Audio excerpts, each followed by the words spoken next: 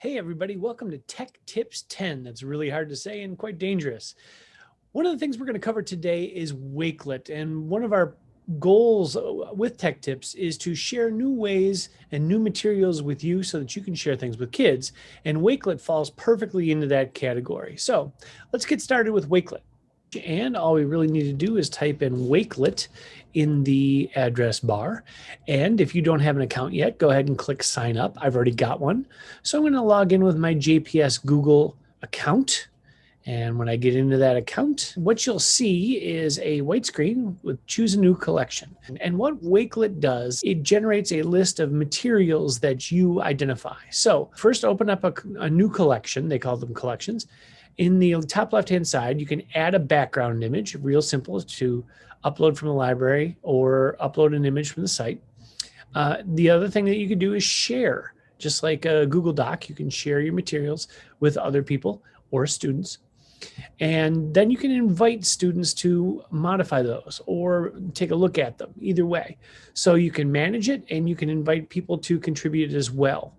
So if we want to add a cover image, simply click choose from library if we want to.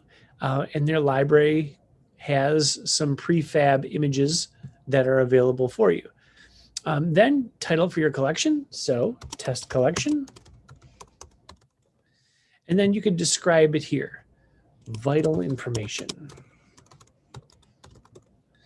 And once we have our test collection and our vital information down, what they're going to ask you to do is say, okay, where do you want to direct your people?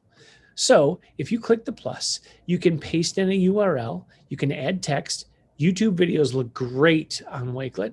You can throw in some tweets, bookmarks, photos, PDFs, Google Drive materials, OneDrive, or videos as well. So if you wanted to throw in a URL, so let's say that we wanted to throw in our Tech Tips URL, we simply go ahead and copy that and we paste the URL into our Wakelet, and it's going to ask the participants to sign in, but once they do, they'll be able to go there.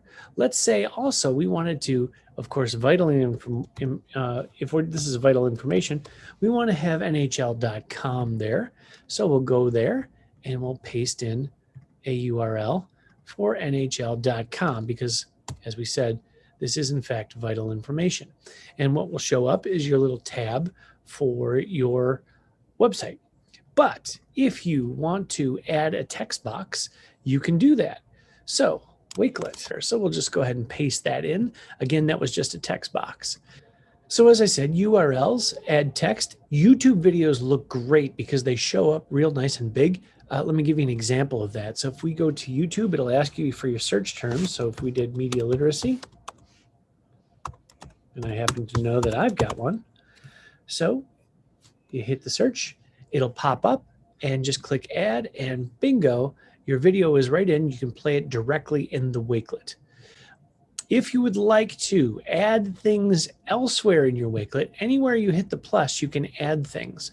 If you want to reorder stuff, just click the easy reorder and say, oh, NHL, way more important than any Google Doc that I have.